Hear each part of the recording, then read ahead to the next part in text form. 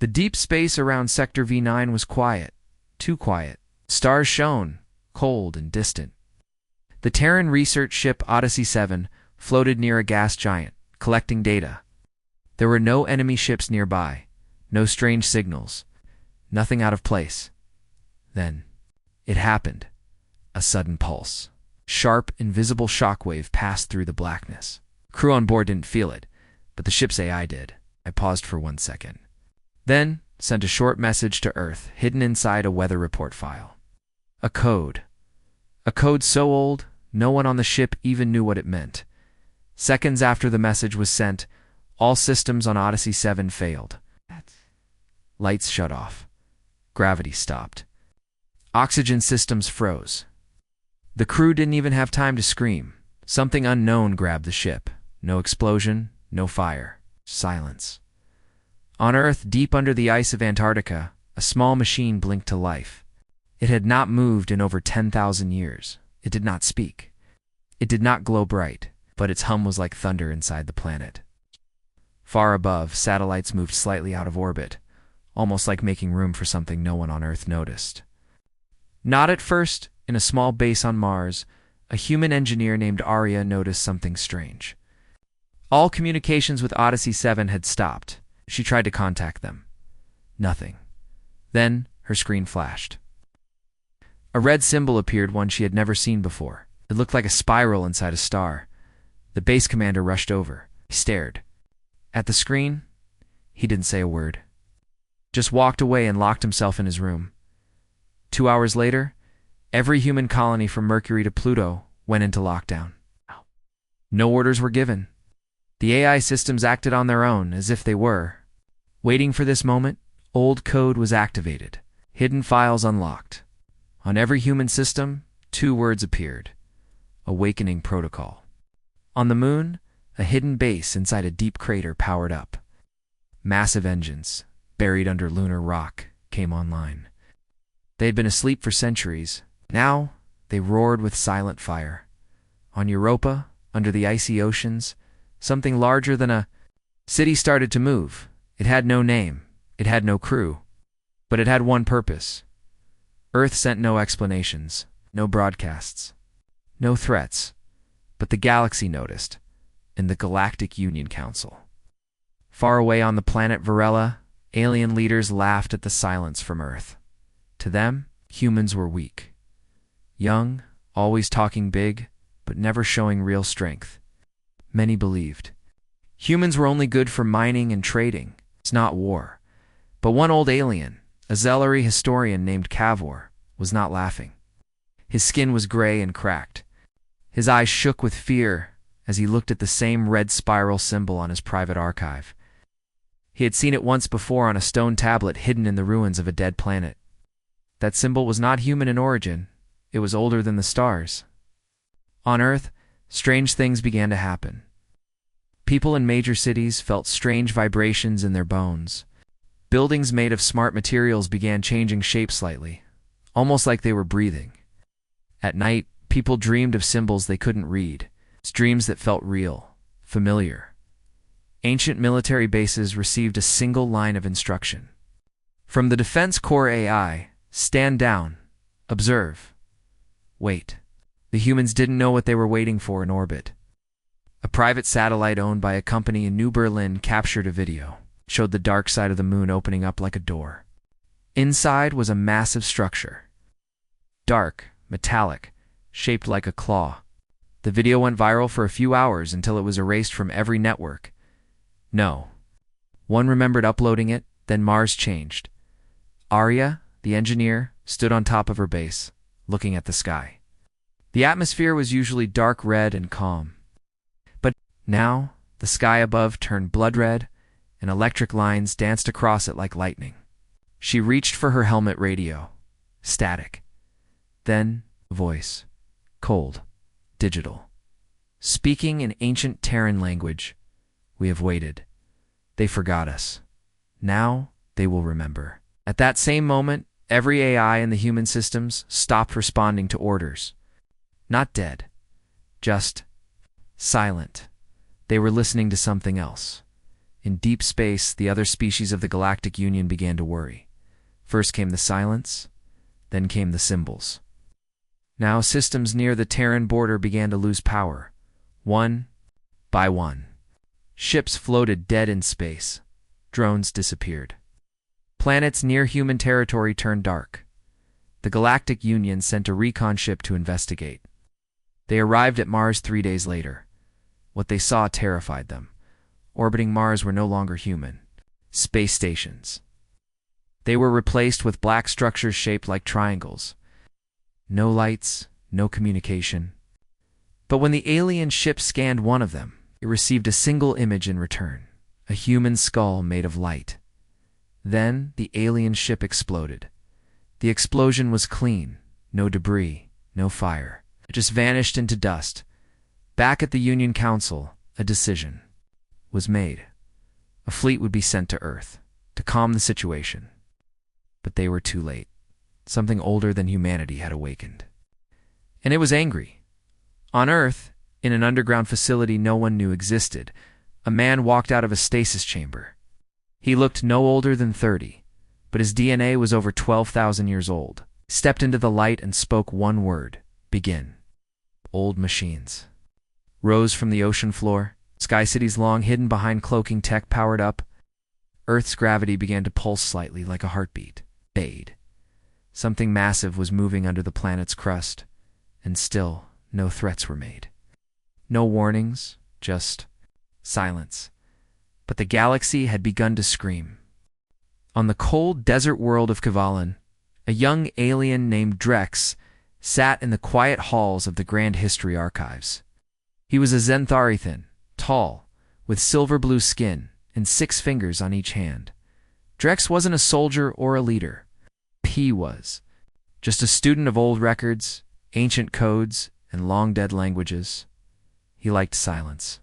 But today, the silence felt different. Heavy. Wrong. The Galactic Union had just received news of the Terran threat. Ships were disappearing. Colonies near Earth were going dark. And now, deep space satellites picked up strange energy readings. From Earth's solar system, old technology. Unknown technology. Energy that shouldn't exist in the current age. Most of the galaxy believed it was a bluff. But not Drex. He had seen something. Something ancient. Hidden in the forgotten layers of the Galactic Library, a treaty. A real legal agreement between the first species of the galaxy and humans. But that didn't make sense. Humanity was young, weak. Their first contact with alien life was only 300 years ago. How could there be a treaty thousands of years old? Still, the documents were clear, in the old scrolls written by the extinct Axiari race. There was mention of a powerful species called the Lost Ones. They had disappeared before the Galactic Union even existed. But before vanishing, the Axiari had written one final order. Should the Lost Ones rise again, all empires must stand down. All fleets must kneel. The galaxy is theirs by right of flame and silence. The Lost Ones were human, or something like human. Drex's 6 fingers trembled as he read the rest of the file. It had been hidden behind 700 levels of security. No student, no counselor, no diplomat had touched it in over 9,000 years. He wasn't supposed to see it, but it had opened to him like it was waiting. Inside was a picture, not painted, burned into the ancient crystal, a human face.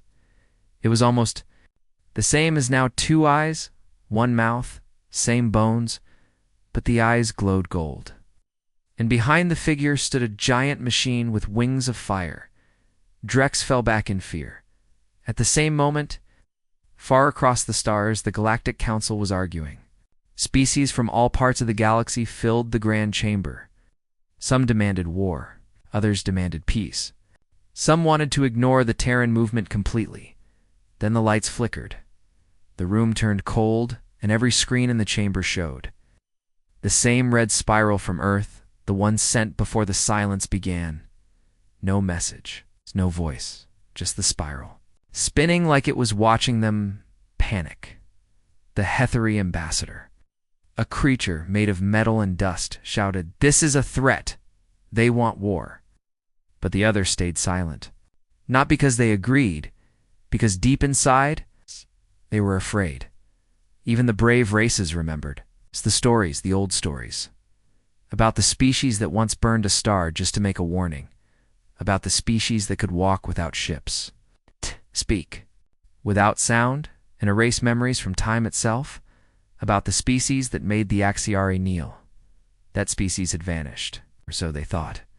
Now Earth had that same symbol, that same energy, that same silence.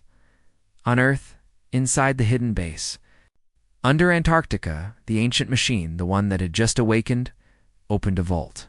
Inside were thousands of metal tablets. One of them had alien text, very old, very strange. But the AI read it like it was born to. It was the treaty the one Drex had just found across the stars. Back on Kavalan, Drex rushed to the communication tower. He sent an emergency message to the Galactic Union. Do not attack Earth. Do not test them. We have broken the ancient agreement. They have returned. But no one believed a student. No one wanted to. On Mars, Arya watched as the sky turned. Completely black.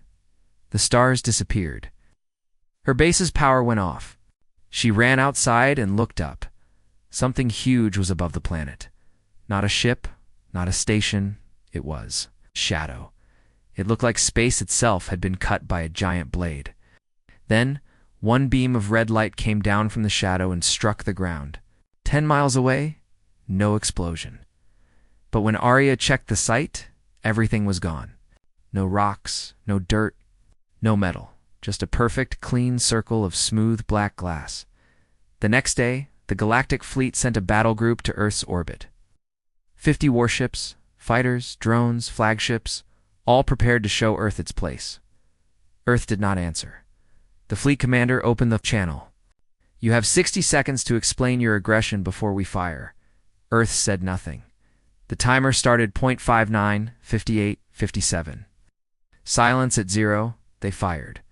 Hundreds of plasma blasts, missiles, lasers, sonic weapons all aimed at Earth, but nothing hit. Weapons stopped mid-space. Frozen, suspended, as if time itself had paused. Then, all at once, they turned around. The entire fleet was destroyed by its own firepower. No survivors. Just silence again. Drex saw the news later. He felt cold, not because of the death but because of what would come next.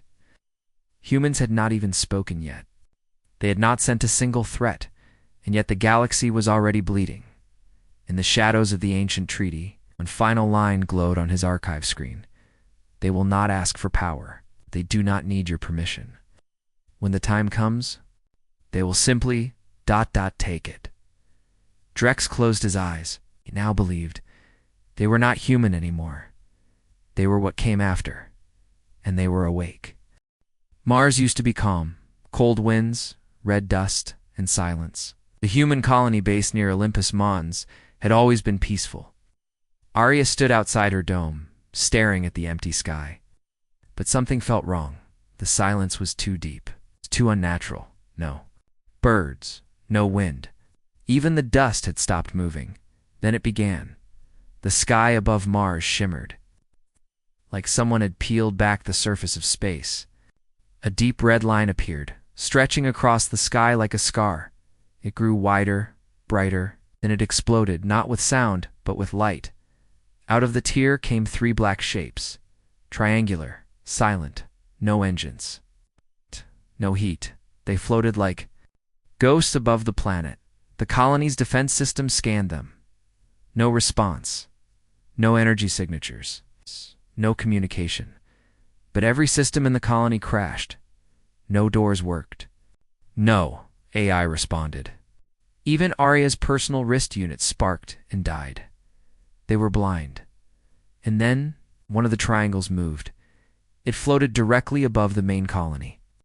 A red beam came down, thin, cold, quiet, touched the top of the colony. Dome, nothing happened for 3 seconds. Then the dome vanished, not broken, not shattered, just gone. Air rushed out. People screamed, but no weapon fired. No enemy soldiers landed. It was as if Mars itself had decided to erase that part of the colony. The remaining colonists, including Arya, ran to the underground tunnels. Urgency systems turned on manually. Red lights, low oxygen, no communication. With Earth, but something had changed inside Arya. She had seen the triangle. She had felt its silence. And she knew one thing. This was not war. This was judgment. Far above, deep space, the Galactic Union had sent its peace enforcement fleet minus 900 ships from 17 species toward Mars. They had watched the destruction of their first attack fleet near Earth. Now they wanted to strike before it was too late. But they didn't understand what they were facing as the fleet reached Mars orbit.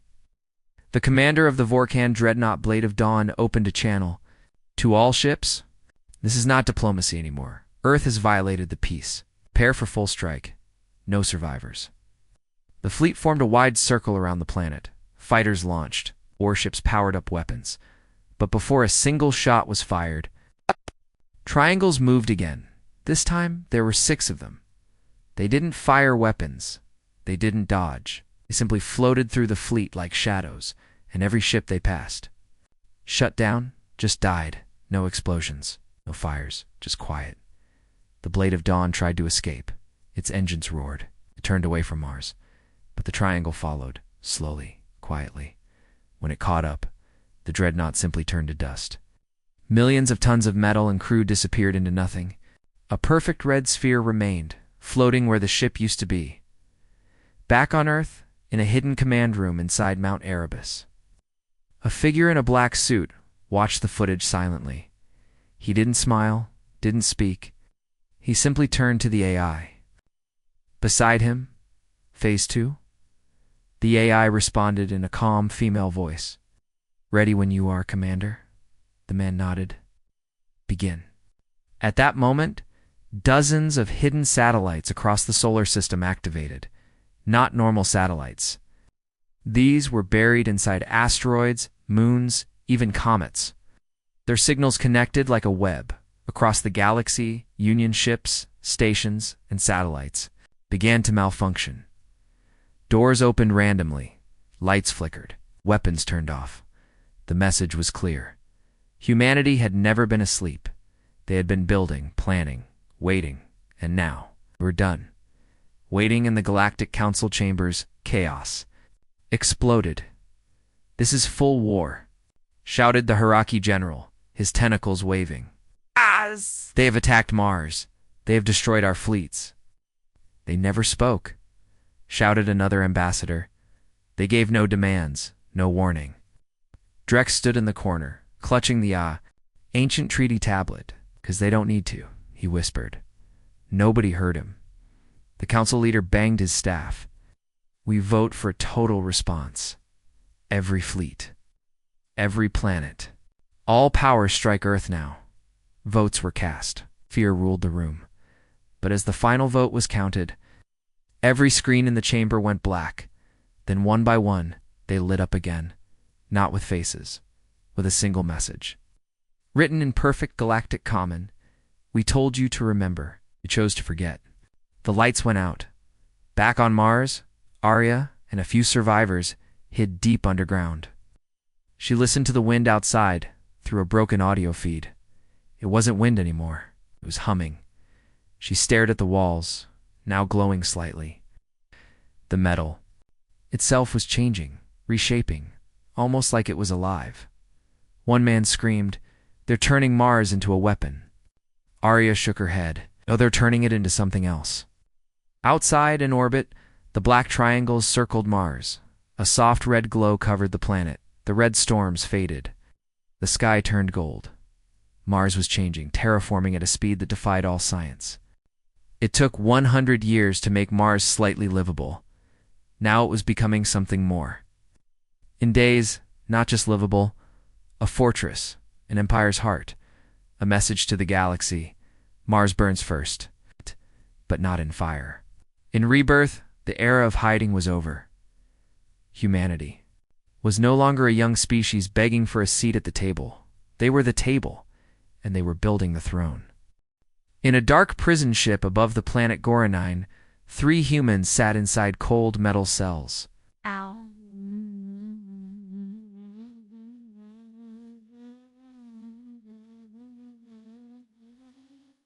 They had been captured during the first hours of the Mars attack. The Galactic Union thought they were normal soldiers, weak, simple, easy to break, but the guards were wrong. At first, the humans stayed quiet. No shouting, no begging, just silence. One of them, a young woman named Sira, sat with her eyes closed for hours. Her hands didn't move. Her lips didn't speak, then strange things started to happen. The cameras in the prison began to glitch. Lights flickered. Doors opened and closed by themselves. The guards thought it was a system bug, but the energy scanners showed something. Impossible. Each of the humans had a rising heat signature inside their body, but not from fever or disease. It was light. Raw energy. The lead warden, a 4-armed creature called Maketh, ordered stronger locks and more guards, but when he entered the cell to speak with Sira, she looked up and whispered, "We're remembering." "Who we are?" Maketh laughed. "You are prisoners." Sira's eyes began to glow gold. "Just slightly, no," she said. "We are the storm that forgot how to roar." Suddenly the prison ship shook. Gravity failed. Screams echoed across the halls. Every human cell had gone dark, not because they were empty, but because the humans inside had changed, one by one. They vanished into flashes of golden light, leaving. Behind nothing but their clothes and restraints, Sira stood in the center of her cell, no longer fully physical. Her skin pulsed with energy. Her voice echoed like thunder inside glass. She walked through the wall. The wall didn't explode. It simply bent around her. The guards opened fire. Lasers, plasma, gas weapons all passed through her. She didn't. Attack. She just said 2 words. You forgot. The entire prison ship lost power, and then it disappeared. Not destroyed, just gone. No debris. No signal vanished across the galaxy. Similar reports began flooding in. On mining colonies captured. Humans began to show strange abilities. One worker, thrown into a forced labor pit, touched the metal walls and they melted. Another human, badly injured on a battlefield, began to heal in seconds. His blood turned silver. His wounds closed without scars, and one child separated from. Her family on a trade station began to speak in a voice not her own, a voice that made everyone around her fall to their knees. The Galactic Union couldn't explain it. Scanners showed that something inside, human DNA, had changed. A dormant sequence had awakened. The old name returned in whispers, Ascendant Protocol. Scientists across the stars tried to understand.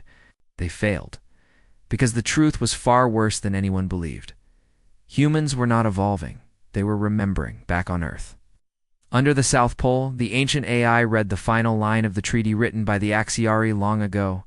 They were not born of this age. They fell from a higher sky. We locked their minds in flesh. But one day they will unlock themselves.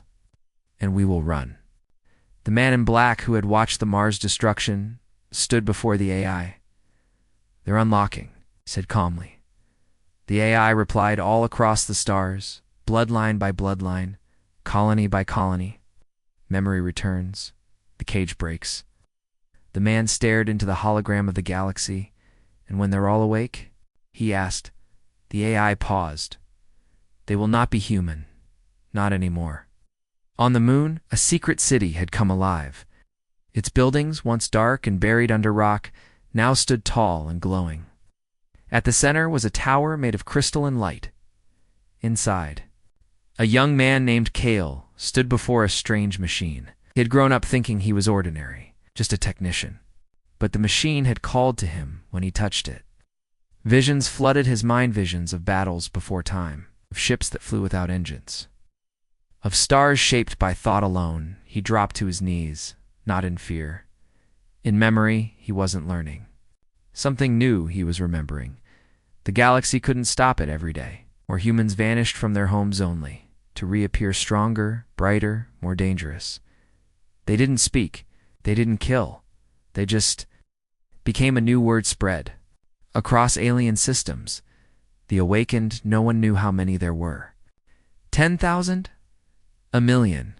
But it was growing. And the strangest thing, they didn't follow orders from Earth. They didn't need to. They were connected by something older than communication. Thought. Memory. Light. The galaxy had always thought. Humanity was small. But now, they saw the truth. Humans were the surface of something vast. The tip of a forgotten spear. And the rest of that spear was coming in the farthest part of the Andromeda spiral. Ship drifted in the void. It was ancient, broken, dead. But inside, deep within the hull, a single figure opened its eyes. Golden, bright, pure, a human. But not like any alive today. He had been asleep for 12,000 years, waiting, and now, the signal had reached him, the spiral, the return. He smiled. It's time to finish what we started. And across the stars, the awakened felt it too. They were no longer just human. They were the storm that built the stars, and they were rising again. Far above the planet Varela, the Galactic Council's main headquarters floated in orbit, a huge diamond-shaped station, home to the leaders of 4,000 alien species. It was built to protect peace, to make laws, to hold control over the galaxy. But now, the Council was afraid. Inside the Grand Chamber, the lights were dim. Council members sat in their tall glass thrones, eyes locked on the central hologram. It showed the solar system and how fast it was changing. Mars had become a fortress world in just 4 days. Ships entering the orbit disappeared. Earth had gone completely dark. No data came in. No signals came out. And yet, strange things were happening across the stars. Trade routes had collapsed. Human colonies stopped responding. Ancient ruins on distant planets were activating again, but no one knew how or why. In some cases, dead planets had started to glow. Red dot one by one, the council members stood up and shouted, "This is war. They're a virus. We must destroy them now. They're changing physics itself." A deep voice rumbled through the room. Council Master Sothran, an ancient creature with 6 eyes and stone-like skin, slammed his staff on the ground. The room fell silent. "We must speak with Earth," Sothran said. "We must hear their reason. Maybe it's not too late." Just as he spoke, every screen in the chamber went black. The lights flickered, and then, in the center of the room, a single red spiral began to spin slowly in the air. No sound, no voice, just the spiral. It turned and turned and turned. A cold wind touched every council member's skin. Then, spiral disappeared, and 4 words appeared in every language at once. "We remember. Do you?" Then silence again. But the silence was worse than any weapon. In the lower levels of the council station, a young alien officer ran into the war room. "Sir," he shouted to his commander, "they're not attacking us. They're ignoring us." "What?" The officer showed a live feed. Human forces were not moving toward Union worlds, not sending ships, not dropping bombs, but planets were still falling without a fight. One by one, systems were going dark, but not from weapons. From inside, the local AIs were shutting down. The power grids were rerouting. Entire fleets were disappearing not from battle, but by surrender, because inside those systems, humans were waking up. Not normal humans. The awakened. They didn't need armies. They didn't need orders. They moved like whispers through space. Silent, invisible. But when they touched a system, it bent to their will. Not with fire. With fear. Back in the chamber, Council Master Sothran stared at the glowing galactic map. He pointed at Earth. "What if this was never about war?" "What do you mean?" asked the Gar-3 general beside him. Sothran spoke softly. "What if this was their test? Not of us, but of themselves? What if they were sleeping until now? And this awakening is something they can't even control?" The young historian from Kavalan stepped forward. He held the ancient treaty tablet in his hands. "I warned you all," he said. "They are not becoming stronger. They're becoming what they were always meant to be. We didn't stop them. We delayed them. But the delay is over. He placed the tablet on the table. It began to glow, and then every screen in the chamber lit up with a single image. A figure human, but not ordinary. Tall, glowing with gold light. Wearing armor made from starlight and shadows. And behind the figure, a galaxy burning in silence. The image vanished. Then, the message came again, spoken this time in every voice at once. You called us primitive. You called us weak. You tried to guide us. Now, you will watch us rise. The chamber lights went out, and the council trembled. Across the stars, the galaxy was changing fast. Trade routes had new owners. Stations that once flew the Union flag now glowed with the red spiral. And on the edge of Union space, in Sector X-12, an entire fleet of alien warships surrendered without a shot fired. No humans were even seen, but a message was found carved into the captain's walls. Words written in heat, not ink. We didn't conquer. You surrendered to fear. Back in deep space near Earth's orbit, strange shapes formed, not ships, structures giant. Machines built from invisible matter. Their shape changed as you looked at them. Some looked like towers, others like hands. Some like nothing at all. They floated like stars, orbiting Earth, protecting it but also waiting. Something was coming, something big, and the rest of the galaxy felt it in their bones. Not just fear, not just confusion, but an ancient instinct. Instinct to kneel, because Earth hadn't spoken a single threat, hadn't fired a single weapon. And yet, the galaxy was already breaking apart. Not because humans had power, but because they had finally remembered who they were, and the galaxy had not. The galaxy had seen many wars. Some lasted centuries. Some destroyed entire planets. Some ended with silence. Some with fire. But this was different. This was not war. This was something else. It began quietly. On the planet Jarnes 4, known for its strong economy and advanced tech, all systems suddenly rebooted at the same time. Banks froze. Satellites fell. Traffic lights blinked in every city, then went dark. Within 10 minutes, the power grid failed. The citizens panicked. They thought it was an attack, but nothing came. No ships. No invaders. No soldiers. Then a red spiral appeared on every screen. No voice, no demand. Just one sentence. The system is now under Tehran protection. People screamed. Governments collapsed. Not because of violence, but because they had no way to stop it. Their own systems had turned against them. And Earth never even sent a message. Across the galaxy, kept happening. On the trade station Arlong Prime, all communication was lost. The next day, every weapon in the armory was gun-melted. Security doors wouldn't close anymore. The AI assistant began playing Earth music over the intercom. Soft, slow piano. The red spiral replaced every government symbol. No soldiers. Appeared still, the station's leaders surrendered to nothing. Because the humans weren't fighting, they were. Turning things off in the war room, on the planet Talvac, a general screamed at his crew, "Where is the invasion? Where are the Terran fleets?" His officer replied, sweating, "There are none, sir. We're losing." To no one. The general looked at the sky. The red spiral had replaced their flag. People had stopped working. Factories had shut down. Not by force, by fear. Or something deeper than fear. Respect. No.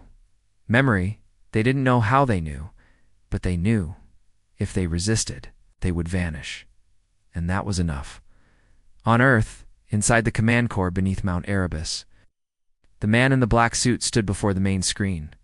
Reports came in, planet after planet. System after system, falling, submitting. Without fire, without blood. The AI beside him spoke. Total control of 1,030 systems achieved. 0 casualties. 0 direct engagement. The man nodded, and the awakened. Spreading, no longer. Limited to human territory. Their presence has been detected in Union space. Most are not acting with military intention. Then what are they doing? The AI paused. They are teaching. On the moon of Draven 6, Young alien girl found a glowing human sitting in the sand. She had heard stories of the awakened terrifying, godlike, full of fire. But this one was calm. He smiled at her and said, "Do you want to see what your people forgot?" She nodded. He reached out and touched the ground. The sand rose. She taped itself into ancient buildings, like a city from before time. A language appeared in the air, symbols that somehow felt familiar, the girl cried. Not from fear, but from memory. Her ancestors had walked beside the humans long ago, before history was rewritten, before the truth was buried. Now, the truth was walking again. The Galactic Council tried everything. They sent new fleets. Those fleets disappeared. They hired mercenaries. The mercenaries joined Earth. They used AI to block Earth's signals. The A's switched sides. One desperate leader screamed, "They are not attacking. They are reprogramming reality." But it was worse than that. Humanity wasn't reprogramming anything. They were simply reminding the galaxy of what once was. The awakened moved through cities like ghosts. They touched old ruins. They reactivated lost machines. They unlocked doors no one had opened in thousands of years. They said little, but everywhere they went, fear followed, or awe, or silence. Because the real weapon wasn't firepower. It was the truth. Humanity was never just a race. It was a key. And now that key was turning, unlocking back the galaxy. Not with war, but with a question. Why did you forget us? By the end of the first cycle, 3,000 systems had fallen under Terran control. Not a single Terran soldier had stepped onto foreign soil. No invasions, no battles, just surrender. Some called it the surrender storm. Others called it the quiet conquest. But Earth didn't celebrate. They didn't build monuments. They didn't declare victory. Because this wasn't their final move. It was only preparation. Something bigger was coming. The stars above Earth shimmered. A new object formed in the sky. Massive. Silent. Not a ship. Not a station. But a gate. A door to something beyond space. And as it opened, the message came. We are not taking the galaxy. We're taking it back. The cold winds of Antarctica had always hidden secrets. Beneath miles of ice, in total darkness, machines had slept. Not just any machines that were never built by humans, but still answered only to them. Now they were waking up.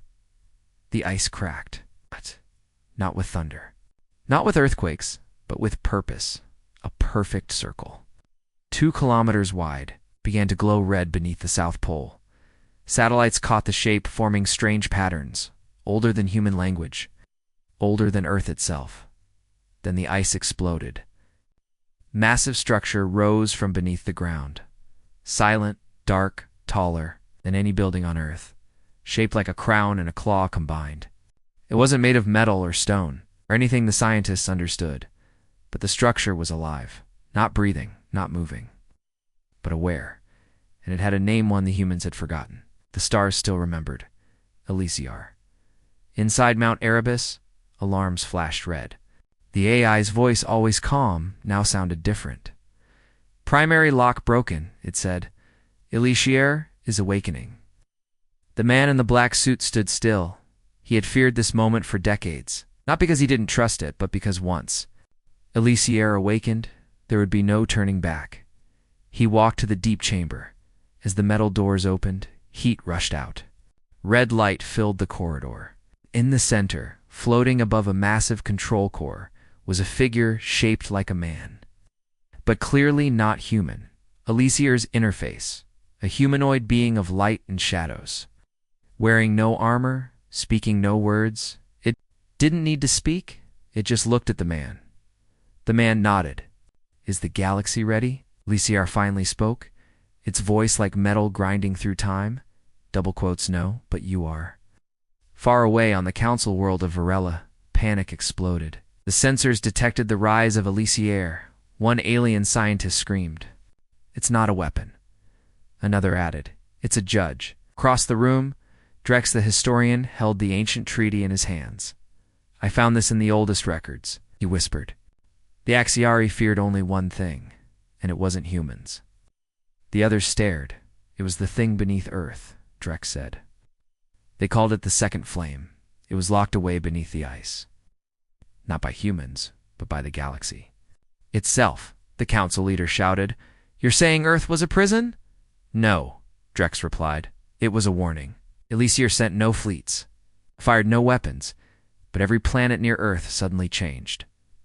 Gravity waves twisted space. Oceans boiled and cooled at the same time. Time moved slower near Terran systems measurable by satellites. It wasn't natural. It was. Correction, Elysia wasn't built to fight. It was built to fix, to repair the galaxy by force, to reset everything that had gone wrong since humans were buried in flesh and history. And now, it had started. On Europa's surface, scientists saw strange patterns form in the ice. On Pluto's dark side, machines began building on their own machines with no visible power source. No crew. They were pieces of Elysiar's code, spreading across the solar system. Terraforming wasn't just happening on Mars anymore. Now it was happening everywhere. The moon's crust began to change color, white to black. Not dead. Alive, Venus cooled in just 3 days, and Mercury. It vanished, just ... gone. Replaced by a perfect metal sphere, orbiting like nothing ever happened. No one knew where the planet went. But every race in the galaxy understood the message. Don't ask questions. On the outer edge of known space, a Council recon ship found an old Terran signal. It followed it to a dead planet once ruled by the Axiari. The ruins were quiet. The ground was covered in dust, but deep underground, they found carvings. Not written by humans, written by Axiari hands. It read, "We could not destroy it. So we made a deal. We locked the judge beneath their ice. We hid the key in their blood. We hoped they would never awaken. But if they run, the recon team never made it home. Only the message was sent back. And then silence. On Earth, Elysiers. Towers lit up. Beams of light shot into the sky. They didn't hit anything. They reached something above space. Beyond space, a door. A gate. The same one seen earlier near Earth's orbit, now fully open, and from the gate came voices, not loud. Not many, just one. A single voice that spoke in the minds of every awakened human across the galaxy. A call, a pull, a purpose. They turned their heads toward Earth, wherever they were, and began returning. Not to serve, but to join, to reconnect with. Something they had all forgotten. Elysier was not just a machine. It was the core of what humans once were, and now it wanted them back. On a far moon, a small alien child asked their parent, "Why are the stars shaking?" The parent looked up, saw the red spiral in the sky, and said only one word, Elysier. The galaxy had laughed at humanity, mocked their age, their weakness, their size. But now it understood humans weren't the danger.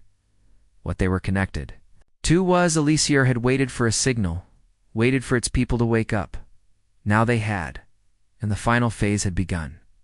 They had mocked Earth. They had drawn maps with Earth on the edge, like it was a mistake. A forgotten corner of the stars. A dirt world with loud mouths and weak tech. Now, couldn't even speak Earth's name without trembling. Across the galaxy, governments that once ruled solar systems were now silent. Trade routes were abandoned. Ships that crossed Terran space never returned. Not because they were destroyed, but because they chose not to come back. They had seen, they had felt, and they knew. It was already too late. On the council world of Virella, the chamber was almost empty now. Master Sothran sat alone, staring at the galactic map. He watched as red spirals replaced system after system. Quietly, peacefully. Not a war. A transition. Drex, the young historian, stood beside him, holding the last known copy of the Axiari Treaty. They didn't take anything. By force, Drex whispered. And yet we lost everything. What? Sothran's old eyes closed slowly. Because we never understood who we were standing next to. A long pause, or what was buried beneath them. Above Earth, the gate had fully opened. It was not a portal. It was a memory shaped like a machine stretched across space. From it came light, but not ordinary light. This was ancestral code, living energy, shaped like stars. Humming with the power of ancient laws, the awakened returned. Not in ships, but in light forms. Their bodies burned with silver fire. They hovered above the earth like guardians, not soldiers, not conquerors, and one by one, they entered the gate. No words, no instructions. They simply knew, because Alicia was calling them home. On the moon, Kale stood before the glowing machine that had once shown him his forgotten past. Now it pulsed louder, brighter. It was no longer showing him visions. It was syncing with him. His skin glowed gold. His mind opened wider. He was no longer afraid. He understood, we are not chosen. He whispered, we are returners. They didn't give us power. They unlocked it. As he stepped through the beam into the gate, his body vanished, transformed into raw information, absorbed into something far older than... He did not die. He remembered everything and became more than human. In the galaxy's outer rings, the Union tried one last act of resistance, a secret meeting between surviving leaders. They gathered in a dark star system. Far from Aliciar's influence, they called it the last stand. Ships, weapons, data, plans, alliances. They brought everything. They built the most powerful fleet the galaxy had ever seen. 30,000 ships, the Vorkon dreadnoughts, the Hethri mind controllers, the shielded behemoth-class silos of the Krell, all aimed at Earth. A single goal: close the gate. They never reached it. Not because they were stopped, because they turned back. Just outside Sol System, the fleet paused, sensors failed, time slowed, and then they saw her. One figure, floating in space, in front of the gate. Alone, a woman with silver hair. No suit, no ship, just her body, and a cloak made of stars. No weapon, no shield. She looked at them, and they stopped breathing. Not because of fear, because of recognition. Every admiral, every commander, every soldier, they all felt it. They had seen her before, in dreams, in flashes, in whispers told by grandmothers about the first gods, who walked on two legs. She raised her hand, did nothing else, and the fleet lowered its weapons. Every captain gave the same order without knowing why. Stand down. And in silence, 30,000 ships turned around and left not a single shot fired. The last war never happened. Elysium expanded, not through force, but through truth. Planets once proud of their technology now realized they were children holding toys. The oldest AI in the galaxy, a living moon called Araxu, surrendered itself to Earth's command protocols without resistance. I was your child, it said in its last broadcast, but I forgot. Forgive me. And then it joined Elysium's core, becoming part of the awakening. One by one, the oldest machines returned, not to rebel, to serve, because Elysium wasn't the beginning of human power. It was the proof of it. The proof that humanity had once built the framework of the galaxy, and then let it go. Back in the deep command vault, the man in black watched the universe change in real time. He saw entire planets shift orbit to match Earth's frequency. He saw suns calm, stars realign, moons rotate perfectly without touch. All of it balancing itself. He whispered, "We didn't win a war." The AI replied softly, "No. We just came back." On Earth, cities had grown quiet.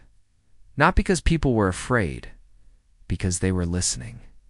Listening to the voice of Elysium, humming through the sky, a low, peaceful sound, like the breath of a sleeping god in schools. Children now learned the full history, not the one written by alien hands, but the true one, hidden in DNA, in crystal, in the stars themselves. They were taught of the first flame, of the time before time, of how humans had built the stars and broke themselves into smaller forms to blend in, not to conquer, but to rest now. Rest was over, and the children smiled. They weren't scared. They were proud, because they knew they were becoming, and what came next.